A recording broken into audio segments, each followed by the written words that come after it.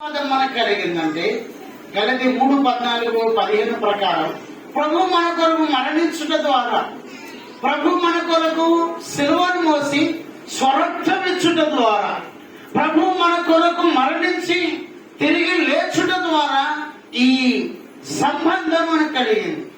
ఒకప్పుడు ప్రవక్తలే దేవుడితో మాట్లాడేవారు. దేవుడు ప్రవక్తతో మాట్లాడినప్పుడు, మోషేతో దేవుడు మాట్లాడినప్పుడు మోషే ప్రజలకు చెప్పేవారు. దేవుడు ఏం చెప్పాడో ఆ విషయాన్ని ప్రజలకు చెప్పేవారు మోషే.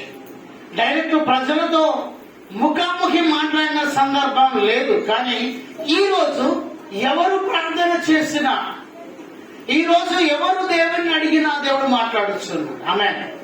దేవుడు అన్నాడు, నాకు మొరపెట్టు నీకు ఉత్తరం ఇస్తాను, అడుగుడి నీకు ఇవ్వబడును, తట్టుడి నీకు తీయబడును, వెనుకుడి నీకు దొరుకును అని ఆయన అంటున్నాడు. నువ్వు మొరపెడితే చాలు,